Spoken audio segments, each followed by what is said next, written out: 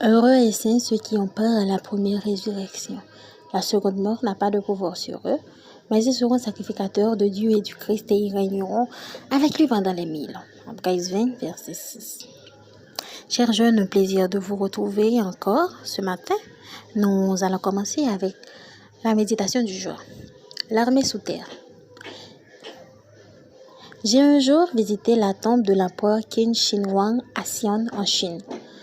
Cet empereur a été très important car il a unifié tous les royaumes qui avaient été en état constant de guerre et a été investi comme le premier empereur faisant place à la première dynastie de l'empire chinois, la dynastie Qin.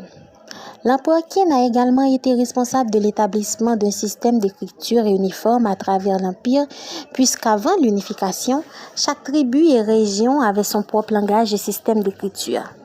Pour protéger son empire, le souverain a commencé la construction de la Grande Muraille de Chine, projet qui allait devenir la célèbre muraille longue de 4000 km que nous connaissons aujourd'hui. Mais ce qui m'a vraiment impressionné a été l'armée de guerriers de terre cuite découverte en 1974 par un groupe d'agriculteurs qui creusaient les champs. Il s'agit de la collection d'environ 8000 soldats grandeur nature que l'empereur Qin a fait faire il y a plus de 2000 ans pour le protéger dans l'au-delà. En enterrant ces statues, on croyait que l'empereur garderait des troupes sous son commandement. L'armée de terre cuite fut enterrée en ordre de bataille dans 3 fosses. Des centaines d'artisans ont été appelés de tout l'empire pour construire l'armée qui a été achevée avant sa mort, en 210 avant Jésus-Christ. Chaque soldat est une œuvre unique. Il n'y a pas de statue identique. Leur expression faciale, leur coiffure, leur posture, leurs vêtements, tout est différent. Cet empereur et de nombreux grands personnages de l'humanité ont lutté contre la mort et ont cherché par tous les moyens à atteindre l'immortalité.